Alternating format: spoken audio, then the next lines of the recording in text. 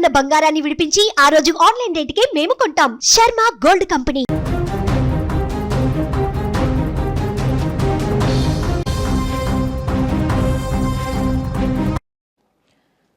హైదరాబాద్లో పట్టపగలు రియాల్టర్ను అతి దారుణంగా చంపేసిన ఘటన సంచలనంగా మారింది. గన్తో కాల్చి కత్తులతో నరికి విచక్షణారహితంగా చంపేశారు.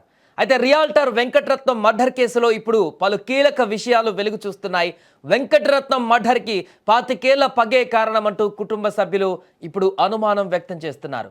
కృష్ణా జిల్లా మైలవరానికి చెందిన వెంకటరత్నం గతంలో అంటే 25 ఏళ్ల క్రితం పేరుగాంచినటువంటి రౌడీ షీటర్ సుదేశ్ సింగ్కు రైట్ హ్యాండ్గా వ్యవహరించినట్టుగా తెలుస్తుంది. అప్పుడే భూదందాలు సెటిల్మెంట్లు చేసేవారట. అయితే 2001 ఏప్రిల్లో జరిగినటువంటి ఎన్కౌంటర్లో సుదేశ్ సింగ్ మృతి చెందాడు. అయితే ఆ ఎన్కౌంటర్లో వెంకటరత్నం పాత్ర ఉందని సుదేశ్ సింగ్ కుటుంబ సభ్యులు అతనిపైన పగ పెంచుకున్నట్లుగా తెలుస్తుంది. ఈ నేపథ్యంలోనే సుదేశ్ సింగ్ కొడుకు తన స్నేహితులతో స్కెచ్ వేసి మర్డర్ చేసి ఉంటారనేటువంటి కోణంలో ఇప్పుడు అనుమానిస్తున్నారు. అదే దిశగా దర్యాప్తు కూడా జరుగుతున్నట్టుగా సమాచారం. ఇక జవహర్ నగర్ పోలీస్ స్టేషన్ పరిధిలో 4 స్టార్ భిల్లా బాంగ్ స్కూల్ సమీపంలో వెంకటరత్నంను దుండగులు అతి కిరాతకంగా నిన్న చంపేశారు.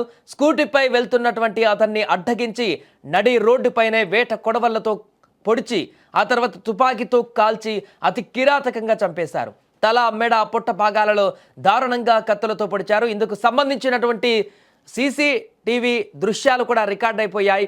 వెంకటరత్నం చనిపోయాడు అని నిర్ధారించుకున్న నిందితులు మళ్ళీ అదే ఆటోలో వెళ్ళిపోయారు. వెంకటరత్నం పైన ధూల్పేటలో రౌడీ షీట్ ఉన్నట్టుగా పోలీసులు గుర్తించారు.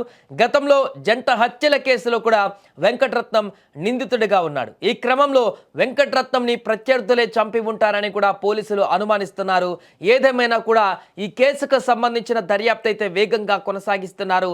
నిన్న ఉదయం స్కూల్లో వారి పాపని స్కూల్లో దింపి వచ్చేటువంటి క్రమంలోనే అక్కడ ఆల్రెడీ రెక్కీ నిర్వహించి పూర్తిగా వెంకటరత్నంని అనుసరిస్తున్నటువంటి ఈ యొక్క దుండగులు చంపడానికి ముందే ప్లాన్ చేసుకున్నటువంటి వీరందరూ కూడా ఆ మొత్తం గమనిక అంతా కూడా చేసినట్టుగా కనపడుతుంది. వెంకటరత్నం కదలికలన్నింటి కూడా పసిగట్టారు. ఇంటి నుంచి బయలుదేరినప్పటి నుంచి పాపను స్కూల్లో దింపి రిటర్న్ అయ్యేంత వరకు కూడా తన వెనకే ఫాలో అవుతూ వచ్చారు.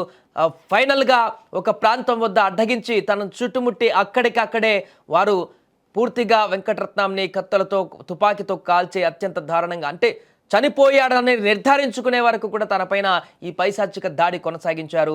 ఇంత దారుణమైనటువంటి హత్య హైదరాబాద్ సెంటర్లో ఉదయం పూట అందరూ చూస్తుండగానే జరిగినటువంటి ఈ యొక్క హత్యను సీరియస్గా తీసుకున్నారు పోలీసులు.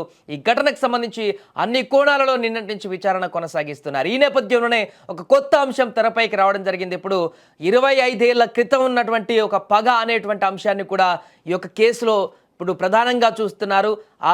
ఆ యొక్క పగ కారణంగానే హత్య జరిగిందనేటువంటి అనుమానాలు కూడా కుటుంబ సభ్యుల నుంచి చెప్పిన వివరాల ప్రకారం బలపడుతున్న నేపథ్యంలో ఆ కోణంలో కూడా ఇప్పుడు పోలీసులు దర్యాప్తు కొనసాగిస్తున్నారు.